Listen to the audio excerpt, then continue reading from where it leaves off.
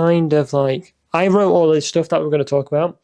I'm kind of worried that I'm going to forget what we're talking about, which sounds like fun. Somewhere.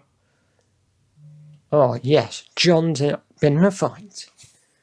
Right. Crap, is it open? Oh, wait, sorry. Get your mic to it. Ready? Oh, yeah. That's the intro. Monster. just a. Oh, yeah. Monster. Mister. Oh, yeah. I know that we can't, but should we see if we can get... No, we can't. No, I was going to say, should we see if we get a monster fridge before Tom? Yeah, do you know how? Go buy one. Yeah, exactly. Yeah. Buy it. Yeah. Do it. So Mike needs to be here, doesn't it? Yeah, so. Yeah. On the F. Yeah. And we don't need to look. We don't need to look down here because the iPad's there. We need to look up here, don't we? So it's down there. But no, it's really annoying, isn't it? It's really off-putting. But it's so we can see if it's good or not down there, so that's fine. Damn. But yeah. Well, we're back. And it's fluffy. Just a Bieber hairstyle. Fluffy. I call mine. You know what mine looks like? I can't picture it on top of my head. It looks like that advert, you know, with the guy with the hair. Yeah. Like coloured. He was like different coloured body, not being it's like cartoon. And yeah, like that flush hair, didn't he? Yeah, if you remember. Do you know what it reminds me of? Go on. Like someone's bad hair day from a morning. And someone's just woken up. Looks like every teenager at the minute's hairstyle, doesn't it? I don't know. Does it? Yeah. You know the kids, you know, that have like it looks like a mop. Oh, yeah. Yeah. Yeah, it seems to be the in trend now, doesn't it, with the kids? Mm-hmm. But yeah, so we are back. We are back for another episode of Two Suits and a Weddings podcast. And we're talking about wedding photography and filmmaking, and basically like... Sorry. John, do you mind putting it onto that screen? No. Please, because I'm looking that way, and I'll constantly be looking that way. As if looking now, I'm looking at the camera. Then, sorry, I'm just trying to read it. John's trying to read it. Damn. Right. Okay. So yeah, second episode of Two Suits and a Weddings podcast, and today we are talking about wedding photography versus filmmaking. Who has it tougher? We're basically going to talk about. I'm a Jedi. Basically going to talk about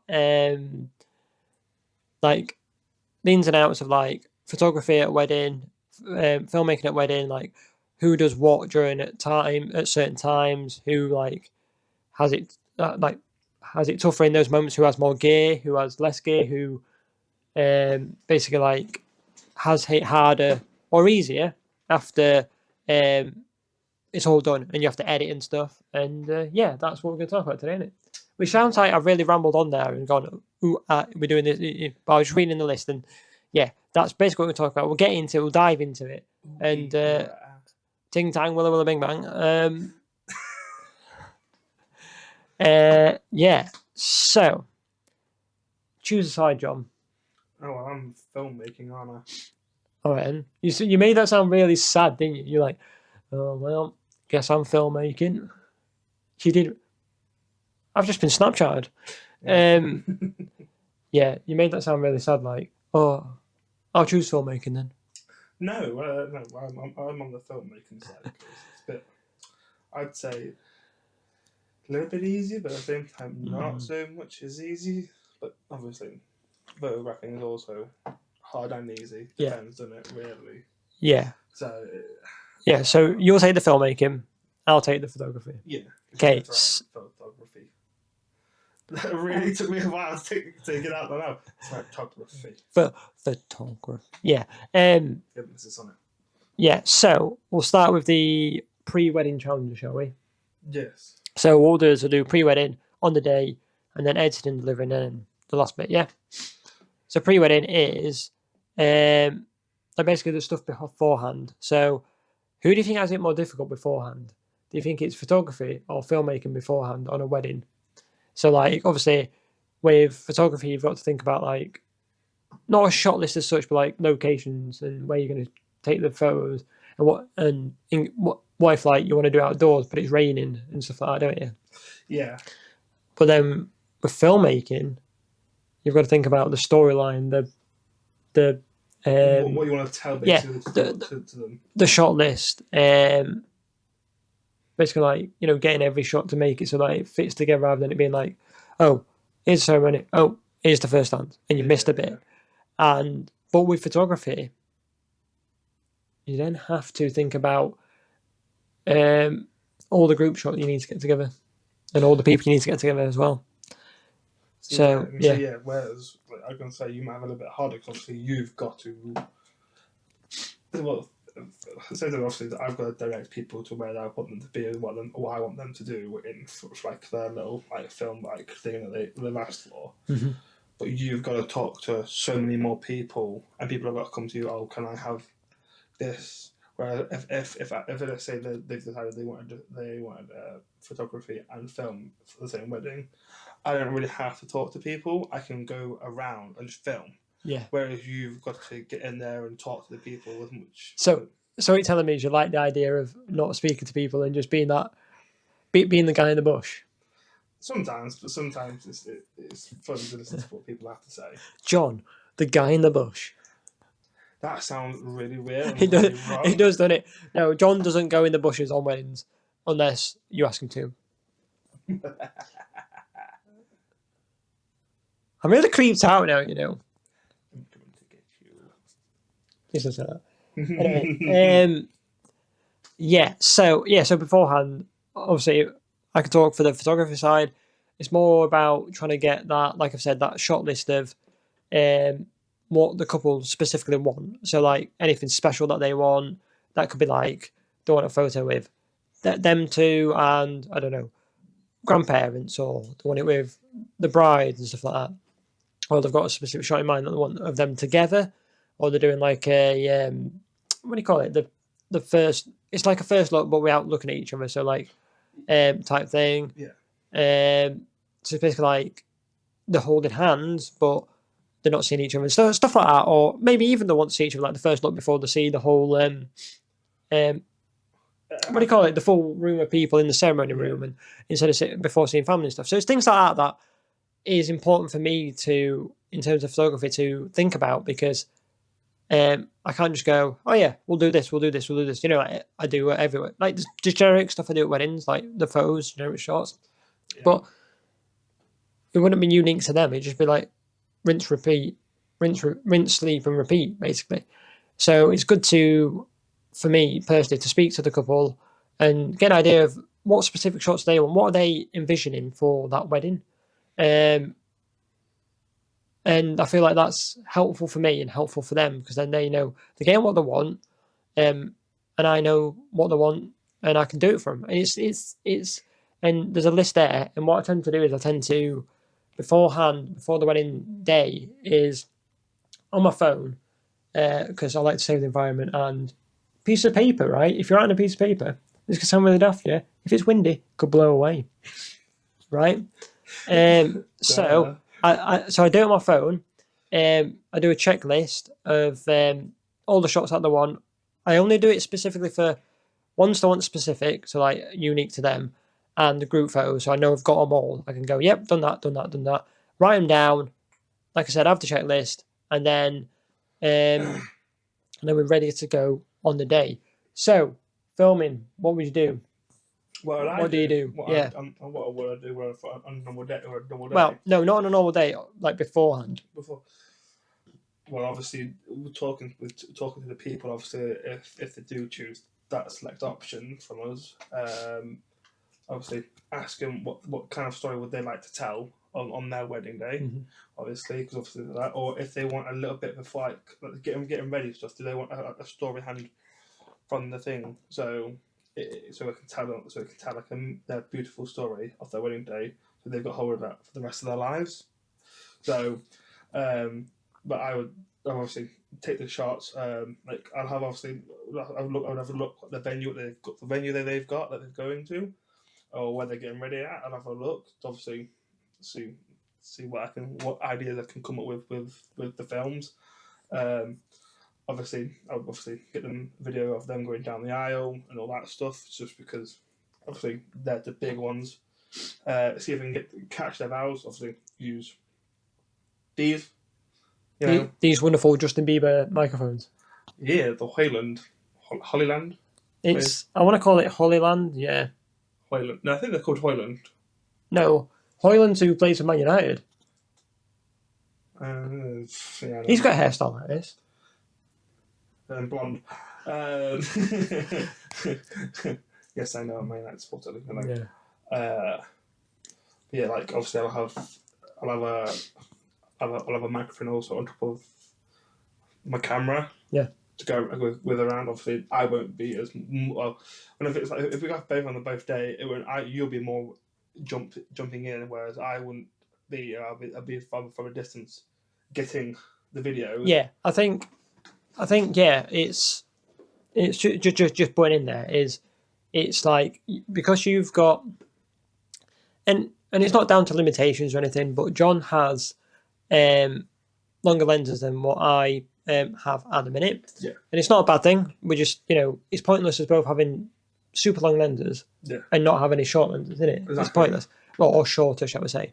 So it works well because even if we're doing photography or both doing photography or both doing filmmaking or both on the package of photography and filmmaking, it works because John can be at the back of. So let's say you're in a room, standard ceremony. You've got the aisle down the middle, both sides. So John would be at the back, I'd be at the front, getting the close-up shots and stuff. Not right in your face, but close-up shots. Yeah. Can I just take your photo, please? Yeah. No, nothing like that. Just getting close-up shots at the front, so you get like all the family and stuff behind, family and friends, and then John will be taking photos from the back, because he's got longer lens, and you can zoom in and out and get those good. I don't know how to say it without sounding weird, but behind shots. Yeah. And candid shots of guests as well, because the good thing with candid shots that we do quite well is, so I know that some photographers get a bit annoyed. And it can be quite annoying sometimes if they do get in the way, but we'll get into another episode of your typical Uncle Bob. Yep, and you know about this, don't you? Yeah. And that's the typical guy that either brings his camera, thinks he's a pro photographer because he brings his camera, his flash. That's about from 2005, yeah. Or your Auntie Karen that has her iPhone out, or whatever, Samsung, whatever in it, yeah. Pulls them out and gets in the way. Sometimes this can be annoying, but we use it to our advantages. We take a photo of them taking a photo of what's happening, and you kind of get like a good shot. Which works, doesn't it? So in terms of like beforehand, me and John, so John like goes away, does his filmmaking stuff. I go away and do my photography stuff, like pre stuff, and then we come together, and then we sort of plan out what we're going to do, how we're going to do it. Obviously, not all of it will go, to plan, because the day changes. It's not like, okay, it's going like this. Something might happen, something might change. We need to adapt, and that's what we do. But we plan as much as we can, and we put our heads together and go, right, okay, we'll do this, we'll do that. You go there, you do this, because what we'll have done is, as well, we'll sit there and look at the venue, or we'll go to the venue and scout out and just, see what we can do, see what we can't do, and adapt and put our heads together and just smash it. Yeah. Not literally, but smash it. It broken. Yeah, it broken now. Oh no. But yeah, that's how we do it, don't we? Beforehand. Oh, yeah. So, John, we're going to go onto the day now. Ooh, yeah. And yeah. Okay, so on the day, so did your Justin Bieber hair nearly fall off? No, I did almost drop my microphone. No, I did not. Damn it. Okay. Yeah, that's why they got clippy bits. We need to clip them on, but yours would be eaten up by your beard. Or you're just gonna. Oh God! Don't do that. You'll get like really bad feedback. Oh no. So if this works, this would be funny. Oh no, no, take it off. No, that's stressing me out. That is. Yeah. So on the day, what pressures do you feel on the day, John? Pressure? Yeah. A lot. Great. No, it's a lot though, isn't it? Because Yeah. obviously you've got to capture the right moments for them. Like, if you don't get it, then that's it. You look really bad on you, doesn't it? Because you haven't got those moments. However, However, it's a big word, right? Do you think it's easier in terms of filmmaking than photography on the day? And I ask this because surely, right? Well, we know this anyway.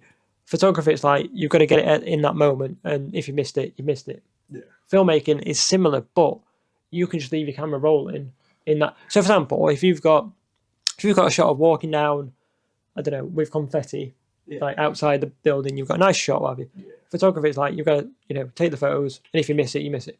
Whereas with filming, like you could, if you really want to, not that you do this, you get a good shot. Leave it on a tripod at the end of the walkway, leave it rolling from the start to the end, and you've captured it, haven't you? Yes, true. That's it. Yeah. I can say I can get all the moments, but obviously. Sorry. You went, I can get all the moments. I think all the moments, but obviously you've also got to get the angle right and. Yeah, exactly. Obviously, the story, you've got to tell that story as well in there, don't you? So if it fits the story, does it fit what you've got in your head? Does it fit what they want to them? So yeah, exactly. Yeah, you got to figure that out as well. Yeah. So, but filmmaking can be very easy, but also very right. Okay. So I would probably film probably a good clip of the room before any of the guests arrive in, obviously. Yeah. So, and obviously show a few shots of like the tables, what they have, and like the decorations that they've got in that room. And obviously the party, they've got to do that, and their first dance, the speeches. Yeah. All that type of stuff. Yeah, because you've got the pressure of one of the big pressures with filmmaking, especially like you feel as well, is the speeches. I think is a big one. Yeah. And the ceremony vows and stuff. Because it's the same sort of concept, which is making sure the mics are attached to them and working. Yes, that is obviously one of them. Do you know what? I've seen someone do this before at work. It's where someone's got like an elastic band or something like one of the hair bubbles. Oh yeah. They've gone up to the microphone. Yeah. They've like clipped it like this and attached it around to the microphone. So when the person's talking, their microphone's here, and you're talking. Sure. Wouldn't that? Surely that bring feedback, wouldn't it? No. You know how when you put it a bit too close to the speaker and you get that crappy.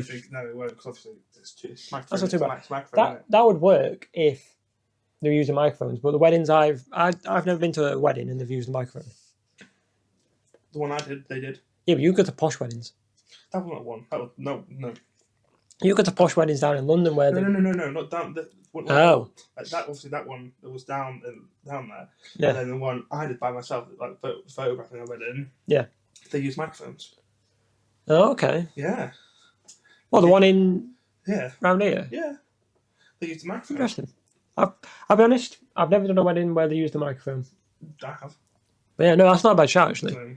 So if they are using them, that's a good shout. If not, it's probably going to be a case of like, well, you do this anyway, which is they'd have to clip on the inside of the groom's jacket smith. Yeah, or I'll put like on their tie. Yeah, on the tie smith, and then that'll have to capture both the groom and the bride. Well, they will capture both the bride and the groom, won't it? Yeah. Well, obviously. Yeah. Yeah. Yeah. But obviously, I'm looking to get a second pair of these so I can. Yeah, so it makes it easier. So it's like because what you told me, weren't it, was it was a case of when speech was happening. So let's say you have a typical groom speech, father of the bride, and best man. Yes. So that's 3 people. We don't have 3 mics. And obviously what we do in a minute is, well, what you do, you switch them, don't you? So when the first person that's spoken has finished, that goes to the last person. Yeah. If that makes sense. So it's the three of them. So let's say there's three people. The first person will then pass their mic to the third person, and the second person will just keep the mic on. Yeah. But if we had additional ones, which we are going to get, then that means that they all can have one on, and we don't have to worry about, we need to pass that to the person, that person. And they, because typically what happens is, you think in your head, you think, right, okay, they know that they need to pass it on. But in reality, they're just going to get up and start doing the speech, aren't they? Pretty much. Like, they're not going to be, unless they're glued up in the world of photography and video and stuff, they're not going to, it's the son or daughter's day, isn't it? So they're going to get up and want to enjoy they're not going to be worried about a microphone, are they? So that is the pressures of filmmaking, I guess. Yeah, that's what you got to run into them and go like, I got to change and start to do this.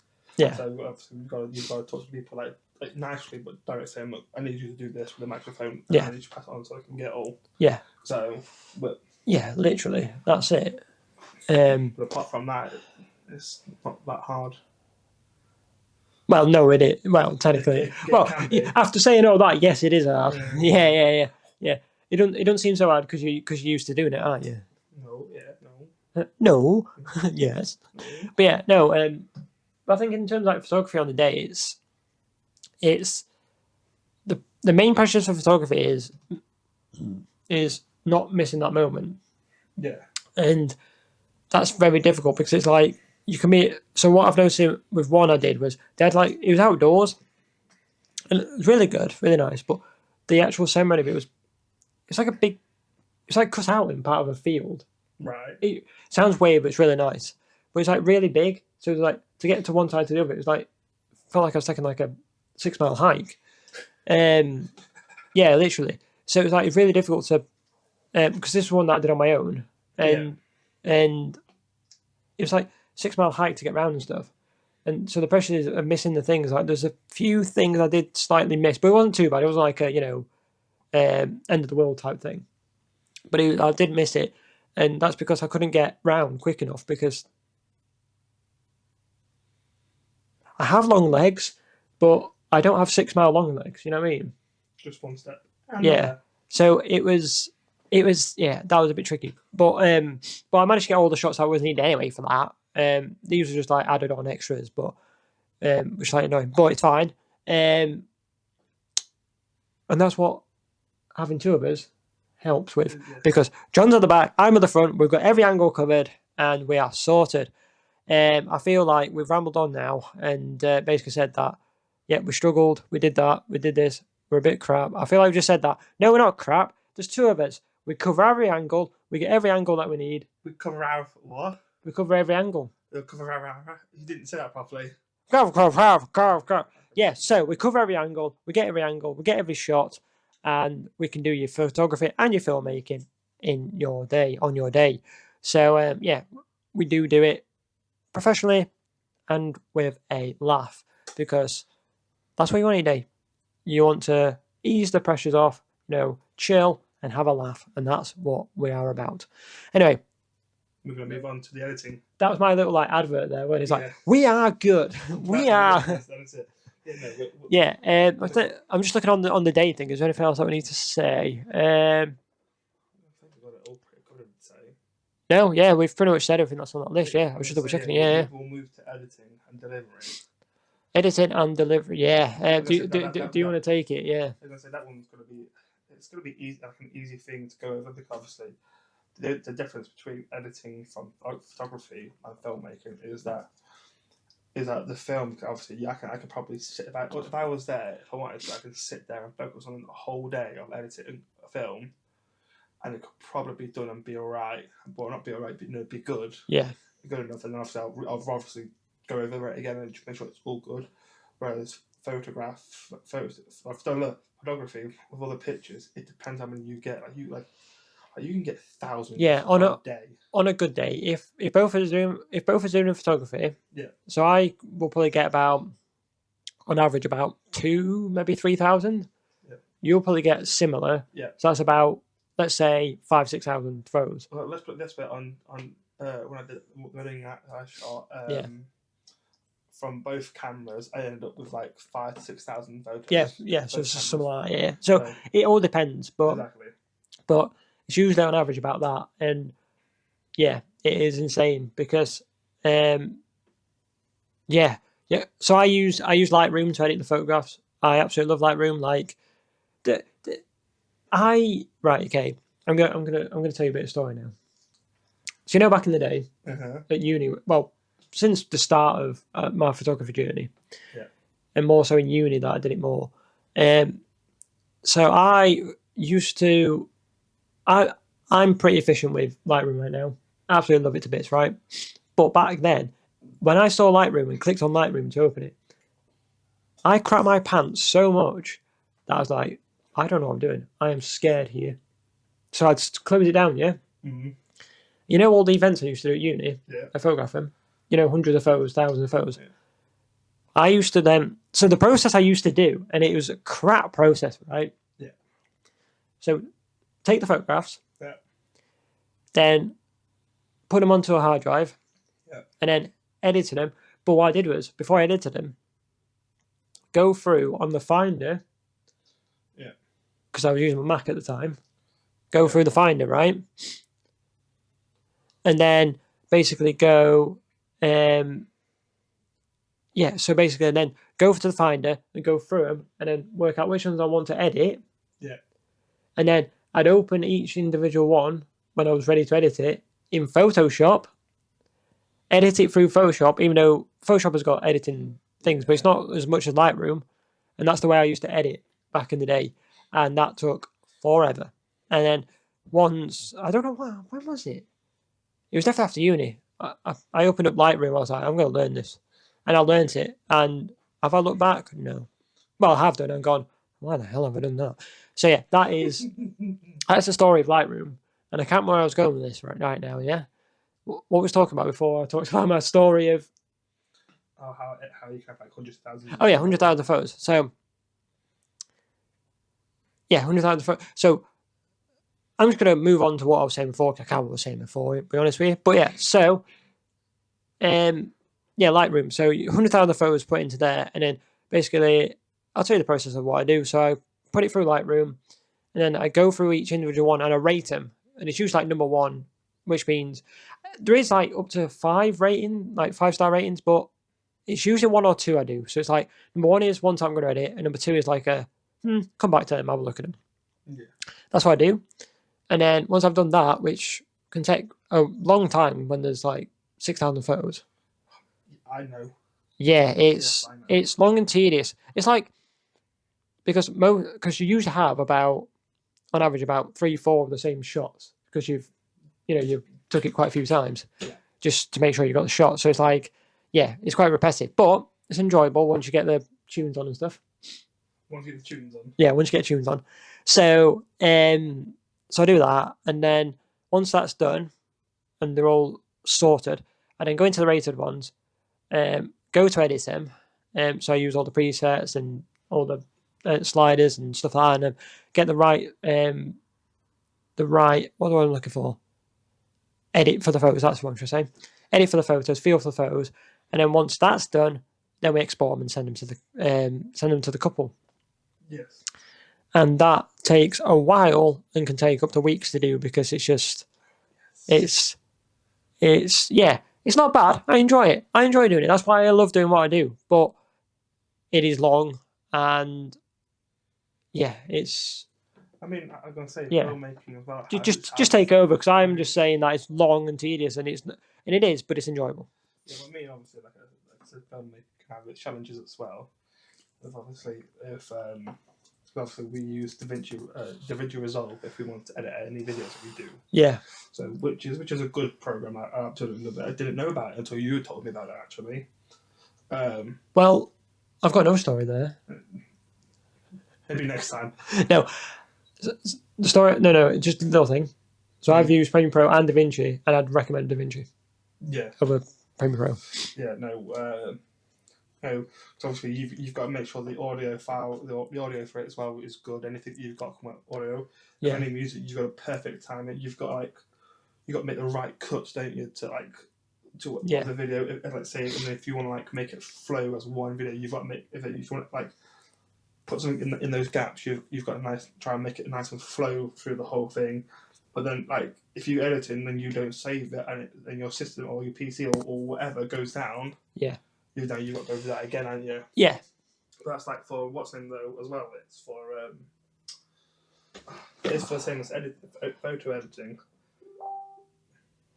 But yeah, someone messaged me. yeah. But do you think the most? Because obviously we do both, don't we? Yeah. But in terms of filmmaking, do you think the most difficult thing is right now trying to find the right music? Do you think that's the most difficult thing? Yes, because obviously if we want to upload it to, let's say we want to upload it to YouTube, we've got to find one that's non-copyright basically, so we can use.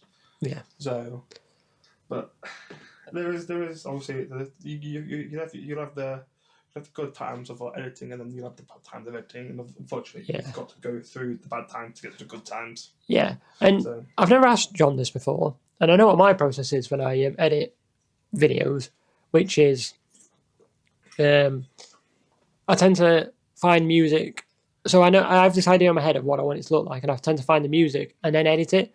What do you do? What, when editing? Yeah, or do you do similar to me? When it comes to edit, what, like finding what just in the background? Just in general. So for example, like let's say we've got let's say we shot a wedding, and let's say I was editing it. I don't know why I wouldn't be editing it because it's you that does it. But let's say I'm editing it. The way I would do it is I'd have the idea in my head of how I want it to look, then I'd go looking for the music before I actually start editing. Are you similar, or do you do it a different way? No, I do it completely different way to what you do. So if I'm editing, depends what I'm editing. Like, let's say, what do you want me to do? Let's are we editing? Am I editing film, or am I editing? You were just saying well, it would be a photograph. It'd be we talk about filming, so it'd be about a wedding video. So obviously, I would have something on it in the background in my ears, listening to something, but then obviously that would be turned down to like where I can hear what I'm listening to for the editing program.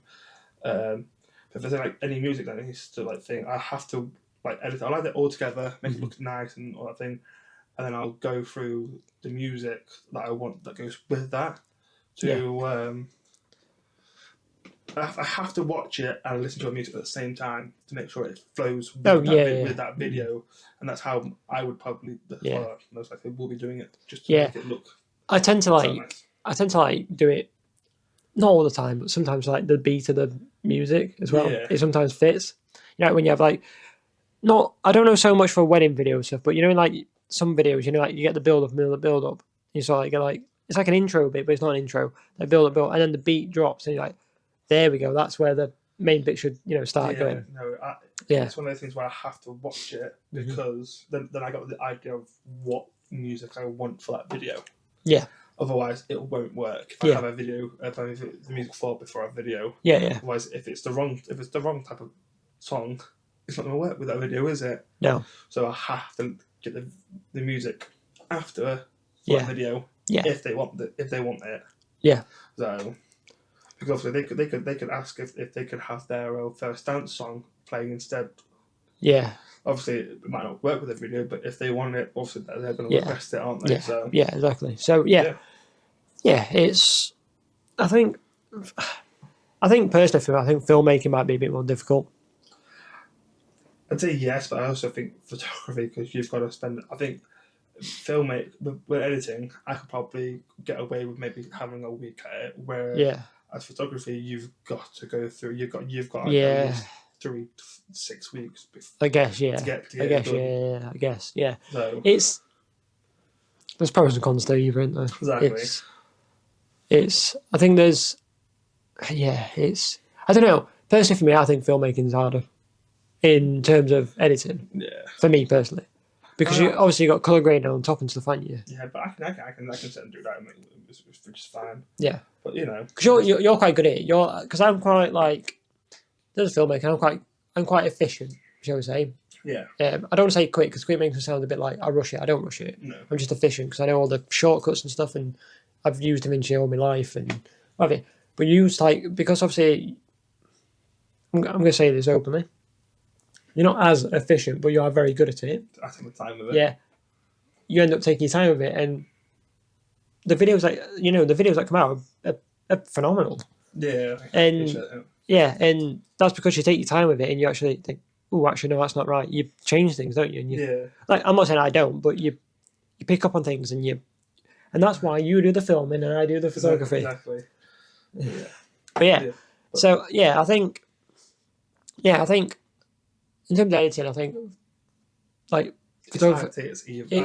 it's equal on that one, isn't it? It's a bit like tit for tat, isn't it? It's a bit like photography seems easy because you're doing like repetitive stuff, but then the repetitive stuff is what makes it difficult because you've got to keep concentration on doing it and stuff. Yeah, and you've got to get the flow of it, haven't you? Yeah. Well, should we move on to the next little bit? Can do. A little bit of a light-heart debate, but Yeah, it's just one of those things where the next bit. Oh yeah, sorry, I've just seen the next bit. Yeah, right. So do all of it. We'll do the top one. I'll let you ask the first question. I say obviously we've got to say who has more gear to lug. To look around. Filming. Yes, me. That'd be me then. Filming. And why is that? I've got more cameras. All right, boasting. Not on purpose, but No. Oh well. Sort of. No, but because you've also got like all the what do you call it? The rigs and stuff and the tripods and stuff like that. And the microphones and stuff like that. Whereas like for photography, I could literally simply, I don't do this because I do my job very well, but simply I could just turn up my camera if I really wanted to, you know what I mean? Yeah. And I'm not going to because I do my job very well and I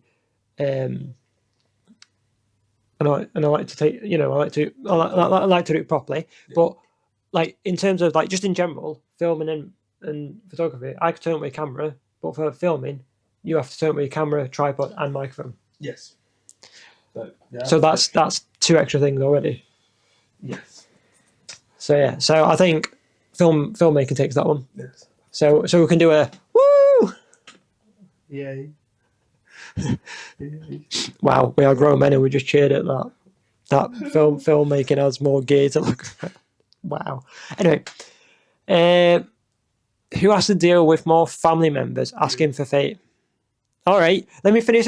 Who has to deal with more family members asking for favors? Wait 2 seconds. Let's start again. Who has to deal with more family members asking for favors? Ooh, what would that be? You. God damn it. Yeah, it's a weird one, isn't it? It's like, I've noticed, and I don't know why this happens. It's like the photographer takes, and it's just how it happens. The photographer takes charge. Yes. And it's a photographer that, puts, gets the people together, groups them up. And I think that's because the photographer is taking the photograph, and that's the main thing. Whereas like the filmmaker's getting like, it's not B-roll as such, but like video of what's happening there, if you know what I mean. So you're not really like going to go, just get here for that, because you're getting what's happening. You don't need them to be still.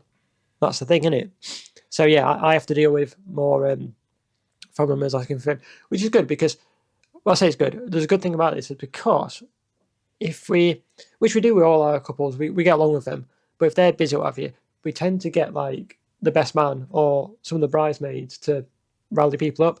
Yeah. So like what I did before was the one on my own. I knew like most of the people there, so I was rallying them up. But then the best man just like, I said, we need X, Y, Z person. And they should went to the other side and went, yep, we need this person, this person, this person. And they all came along. So I just not stood there looking like a loony, but I was waiting instead of rallying them up. I was waiting because they're doing it for me. Yeah, next one, John. Who gets blamed more if something goes wrong? Me. Yes. Yeah. Yeah, we'll move over that one. It's just me. Yeah. Well, obviously, if something goes wrong on my end, it won't be you that gets blamed. No, but me. No one would get blamed on that one because obviously you still can take photos, can't you? Yeah. Whereas like, well, I'm sorry, but unfortunately this is it. But if let's say if you go, let's say you have this camera one camera only, and it goes kaput and you can't do it anymore. But when it's going to be the blame because your system's gone down and you. But however, though, I do have a backup on that, right? Yeah. And this is what I've always thought because gear's so expensive. Yeah. I thought, right. No, I've kept this in my mind all the time, right? Right. You know how good, and we only do this on a if we need to basis, don't we? Yeah. And you know this. if we have to, we'll just whip our phones out because our phones are just as, like are very good. Yes. And we don't like to do this, but if our camera's literally like died on us and we can't get them working again, we'll literally pull our phones out and we will find a solution. We won't just go, oh no, camera's broken. See ya. It's we'll whip out a solution, and if that ever does happen, and I'm going to say this on camera because we never had to do this, and we've agreed on this, haven't we? Yeah. We will reduce the fee. Yeah. Well, I can say like iPhone 16's got a cinematic. Oh yeah, you've got the 16, haven't you? Yeah. It's the cinematic mode, hasn't it? That's got in there. It's really good, and I've used it quite a few times doing the. Yeah. Yeah. We don't like to think that's going to happen, but if ever it does, we do have solutions, and it works. Yeah. What's the next one on this list? Oh, share some things that you like about each other's jobs. So, like, what do you like about photography? What do I like about filmmaking? Obviously, you got to talk to people all the time, but obviously, sometimes you'll get the people that are not so nice, some people that are nice. I think that sometimes when they make the job easier for you, like when they know what they want and they just tell you what you want, you go, all right, thank you for that, making that easier a little bit for me. So that's probably one of the things I quite like from yours. Yeah, I think what I like from the filmmaking side is what I like about yours is there's not as much pressure as such because you're not rallying people together. You're not, getting that shot. You're just setting up and going, hitting record, and you're sort of getting an angle and making sure it's there. Yeah. You can sort of just in that moment. Obviously, you whenever I do I was going to say gigs then, but gigs, I always have a bit of pressure. Even if I'm filmmaking, but I like that where you don't really have to rally people up, like I said. Yeah. And you can sort of just film and, have that bit of time to focus. Whereas photography, it's right, go on, let's get together, ready, 3, 2, 1, and then you go in. Whereas filmmaking, it's already rolling. It's already, I like that sort of, I call it chill bit to it, but it's not. It's still, not much pressure. On. Yeah. Which is what I like about that. And I like the editing side of filmmaking as well. And I only say that because I just like editing in general. There's something different in it, like different stuff, which is good. That's what I like about that. Yeah. But I think that's. Is there anything else you like about photography? No. You just hate it. Is that it? No. Secretly, I love it. Yeah. But so okay. Let me ask you this question. If you had to choose one of them that you could do for the rest of your life, like it was one or the other, what would it be? I think you know that answer. I think I'm going to be wrong in what I say. Yeah. And I'm going to say photography. I'd rather stick to doing filmmaking. Really? Yeah. Really? Wow. Yeah. But you obviously you got photography, weren't you? Photography, I need it. Yeah. I've always, as you know this, I still dabble in, I say dabble, I still do filmmaking, I still do photography a lot.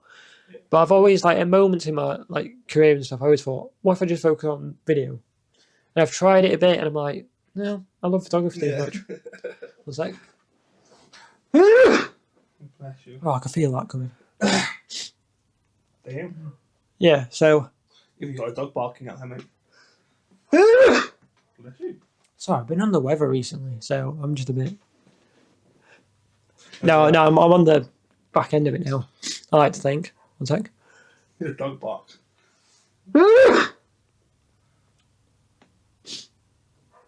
I'm okay. Dog's barking, like I said. I've set it off.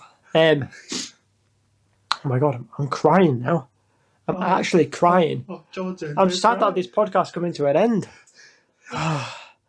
But yeah, I can't remember what I was saying. I was saying about so I choose photography over filming. Yeah. Because there was one moment when I nearly bought a Blackmagic camera. Yes. For video only. It was only at the last minute I knew that I didn't do photo. I had a Nikon camera before.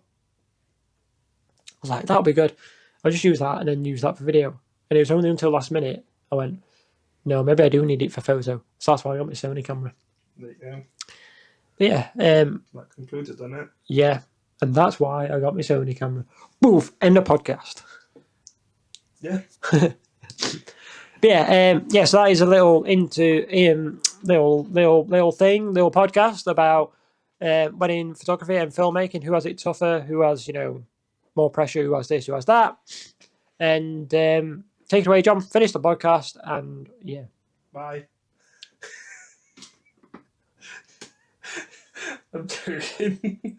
That's gonna be a thing now, isn't it? Where I just bye. Yeah. You know, it might work, but it might not. But We'll see. Yeah. About that, my stickers. Like, subscribe, comment, and we'll see you on the next I one. was gonna get there. You were like, I'll work my way up there. You sound like Scrapman. I was no, I'm gonna say that. Yes. Please leave a like, subscribe, and we'll see you in the next one. Bye. Boo. There you go, done.